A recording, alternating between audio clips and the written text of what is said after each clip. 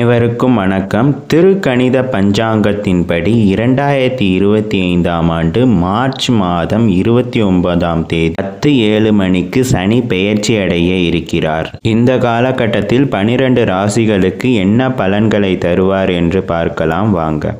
மேச ராசியை பொறுத்தவரை சனி பகவான் 12ஆம் வீட்டில் சஞ்சரிப்பார். இந்த காலகட்டத்தை விரய சனின்னு சொல்லுவோம். அப்போ 7.5 ஆண்டுகள் இந்த காலகட்டத்தில் இருந்து நீங்கள் ரொம்ப கவனமாக இருக்கணும். இந்த ஆண்டு உங்களுக்கு பண வரவை விட செலவுகள் அதிகரிக்கும். சின்ன சின்ன மனக்குழப்பங்கள் வரும் உறவு முறைகளில்.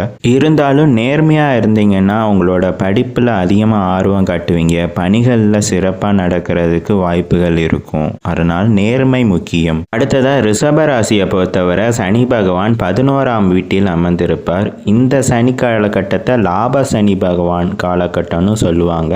அது ஏன் அப்படின்னா இந்த காலகட்டத்தில் உங்களுக்கு சிந்தனைகளில் விவேகத்துடன் நடந்து கொள்வதற்கு உதவி பண்ணுவார். சிந்தனை தெளிவாக இருந்தாவே எல்லா காரியங்களையும் சிறப்பாக பண்ணிடுவீங்க. இந்த காலகட்டத்தில் உங்களுக்கு எல்லா நன்மைகளும் நடக்கும். திருமணம், பணி நிரந்தரம் போன்ற எல்லா விஷயமுமே சனி பகவான் உங்களுக்கு ஆதரவாக இருப்பார்.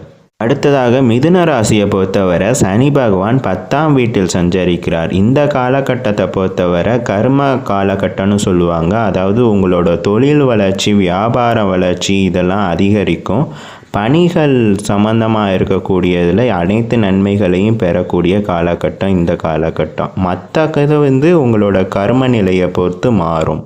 கடகராசியை பொறுத்தவரை 9ஆம் வீட்டில் சனி பகவான் சஞ்சரிக்கிறார். இந்த காலகட்டத்தை பாக்கியஸ்தானம்னு சொல்லுவாங்க. அதாவது உங்கள் கடந்த காலத்தை பொறுத்து உங்களுக்கு தொழில் நல்லா இருக்கும், வியாபாரம் நல்லா இருக்கும், திருமண பொருத்தம் நல்லபடியாக முடியும்.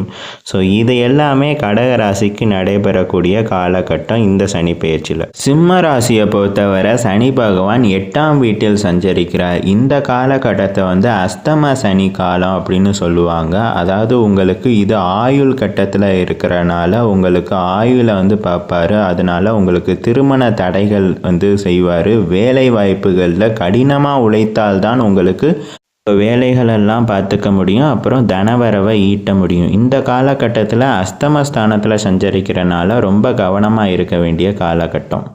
கன்னி ராசியை பொறுத்தவரை சனி பகவான் 7ஆம் வீட்டில் சஞ்சரிக்கிறார். இந்த காலகட்டத்தை கண்ட சனி பகவான் காலகட்டம்னு சொல்லுவாங்க. அதாவது மனைவி பங்குதாரர்களுக்கு இடையே உங்களுக்கு பிரச்சனைகள் வரும், குழப்பங்கள் வரும், சொத்துக்களில் பிரச்சனை நிச்சயமாக வரும் இந்த காலகட்டத்தில். இருந்தாலும் எல்லா காரியங்களையும் திட்டமிட்டு செயல்பட்டிங்கன்னா உங்களுக்கு வெற்றி வாய்ப்புகளும் உண்டு. ஸோ எல்லாத்துலேயும் திட்டத்தோடு செயல்பட வேண்டிய காலகட்டம் இந்த சனி காலகட்டத்தில். துலாம் ராசியை பொறுத்தவரை சனி பகவான் 6ஆம் வீட்டில் சஞ்சரிக்கிறார். இந்த காலகட்டம் ரோக சனின்னு சொல்லுவாங்க. இந்த காலகட்டத்தில் உங்களுக்கு உடல் ஆரோக்கியத்தில் கவனம் தேவைப்படும். ஏன்னா உடல்நிலையில் பாதிப்பு ஏற்படுத்துவார். அதுக்கப்புறம் உங்களுக்கு குடும்பத்தில் பகைகளை உண்டாக்குவார். அதனால கவனத்தோடு செயல்படணும். நண்பர்கள் உதவியோட எல்லா வெற்றிகளையும் நீங்கள் அடைவீங்க. ரோக சனி காலகட்டத்தில் பகைகள் இல்லாமல் பார்த்துக்கிறது தான் உங்களோட பொறுப்பு. விருச்சிக ராசியை பொறுத்தவரை சனி பகவான் 5ஆம் வீட்டில் சஞ்சரிக்கிறார். இந்த காலகட்டத்தை பஞ்சம சனி காலம் அப்படின்னு சொல்லுவாங்க. இந்த காலகட்டத்தில் உங்களுக்கு குடும்பத்தார் அதிகமாக உதவி புரிவார்கள். குடும்பத்தாரோட உதவியோட நீங்கள் உயர்ந்த நிலைக்கு போவீங்க. அதனால செல்வாக்கு உயரும், நல்ல பெயர்கள் கேள்விங்க பெறுவது. குடும்பத்தாருடன் அமைதியான வாழ்க்கையை வாழ்வீங்க. இந்த காலகட்டத்தில் உங்களுக்கு சனி பகவான் ரொம்ப நல்லதாக தருவார்.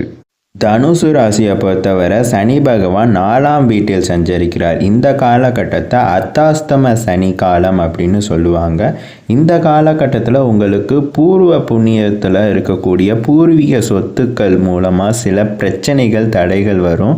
அதனால குடும்பத்தில் பேசும்போது கவனமாக நம்ம பேசினோம்னா தான் சண்டைகளை தவிர்க்கலாம். மற்றபடி உங்களுக்கு திருமண யோகம் இருக்கும், வேலை வாய்ப்புகள், பிடித்த வேலை வாய்ப்புகள் கிடைக்கும், வெளிநாடுகள் செல்வதற்கு வாய்ப்புகளும் இருக்கும். இந்த காலகட்டத்தில் குடும்ப விஷயங்களில் மட்டும் நீங்கள் கவனத்தை செலுத்தினா போதும். மகர ராசியை பொறுத்தவரை சனி பகவான் 3ஆம் வீட்டில் சஞ்சரிக்கிறார். அதாவது சகாய ஸ்தானத்தில் சஞ்சரிக்கிறார். இது வரைக்கும் இருந்த 7.5 ஆண்டுகள் சனி பலன்கள் முடிஞ்சிடும்.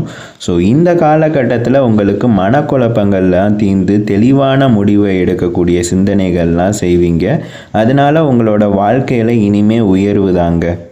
கும்பராசியை பொறுத்தவரை சனி பகவான் 2ஆம் வீட்டில் சஞ்சரிக்கிறார். இந்த காலகட்டத்தை பாத சனி பகவான் காலகட்டம்னு சொல்லுவாங்க.